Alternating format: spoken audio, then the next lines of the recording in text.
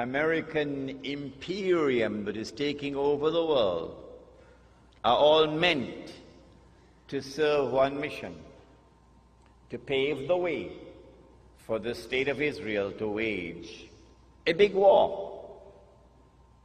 And as a consequence of that big war that Israel is going to wage, the territory of the state of Israel is going to dramatically expand to encompass the biblical frontiers of Israel, of the Holy Land. Bible says, from the river of Egypt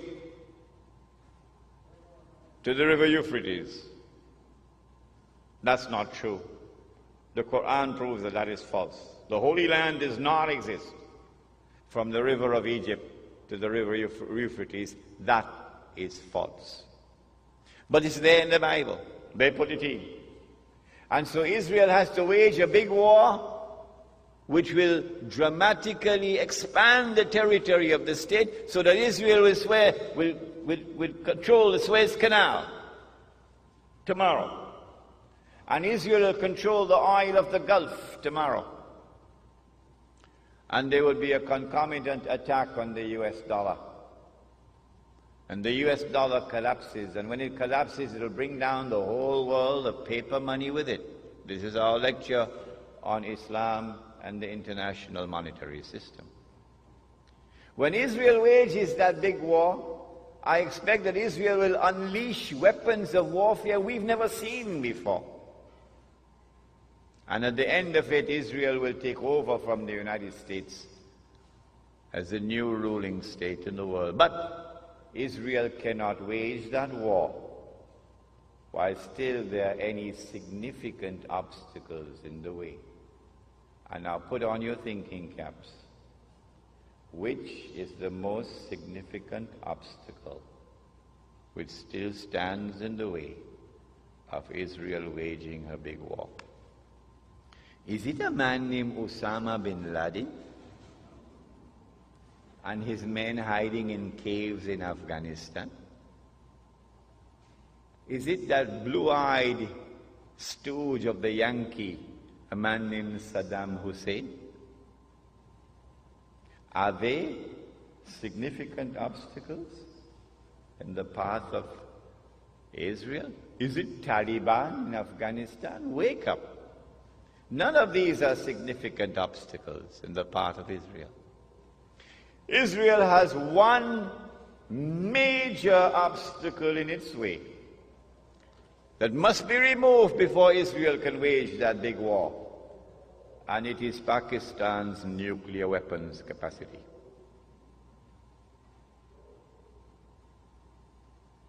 And coupled with that is Iran's missile capacity.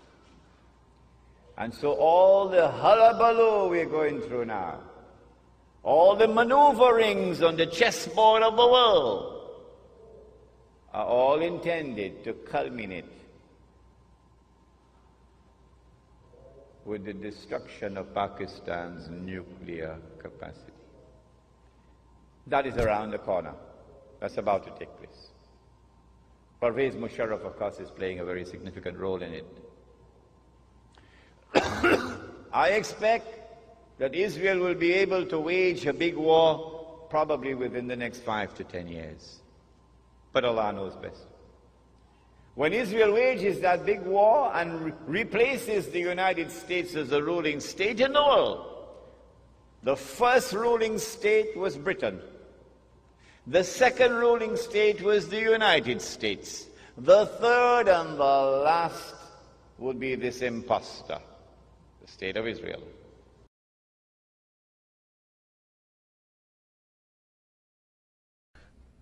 You know, you're supposed to bury your dead and forget about it, because she didn't get a chance to bury her father. That pain she always carried, but then she converted that pain into strength. This is something I learned after I lost her. I didn't know there was a strength in pain. I had no idea that you could use the pain, the force of pain, and convert it into an energy to fight. And you must miss her every day. Every moment, every second. Day gone so far? It's going great. Very informative and helpful, and a lot of good people sharing appreciation for America. How are you? So nice to meet you. Nice to meet you. I'm honored to meet you. Thank you. You You are so nice. Thank you. Now I know why the America is doing without you. Shake hand, please. Excuse me, shake hand, please. Who's again? Something I might have. Okay, guys, thank you. Okay, guys, a couple more. Thank you very much. Thank you, guys. If everybody please head out this way. Peter, if you want to walk to your right, please. Thank you. Thanks, guys.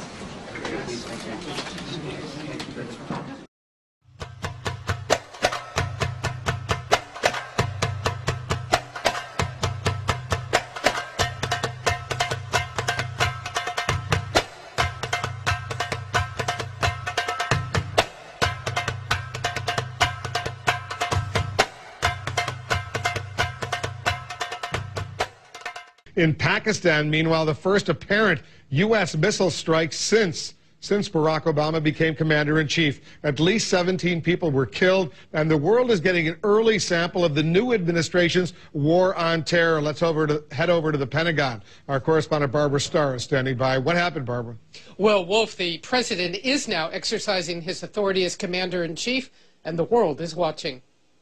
Do solemnly swear. Just as President Barack Obama was sworn in on Tuesday, General David Petraeus was in Pakistan pressing top officials yet again to crack down on militants. The first sign the Obama administration's not going to ease up on the hunt. 2 CIA missile strikes Friday killed more than a dozen people in the tribal region. There have been some 30 strikes like these over the past year. The new president is making clear the deteriorating security situation in Afghanistan and Pakistan will get more attention. This is the central front in our enduring struggle against terrorism and extremism. CNN has learned from a top U.S. official the missile attacks are authorized under a covert program which has been briefed to Mr. Obama. The reason for the program's existence? To target and kill senior al-Qaeda and Taliban leaders and keep survivors on the run. Suspects may be tracked for weeks before strikes are called in. Under George Bush, the president did not have to approve each strike beforehand. It's believed Mr. Obama, for now, has the same arrangement, according to U.S. officials. Even during the campaign, candidate Obama made clear he wouldn't hesitate to cross Pakistan's borders. If we have actionable intelligence about high-value terrorist targets and President Musharraf will not act, we will. In an interview Friday with Wolf Blitzer, Musharraf, now out of office, said Pakistan doesn't expect the U.S. strikes to stop. Well, nobody in Pakistan is comfortable with strikes across the border. There is no doubt in that. Public opinion is very much against it.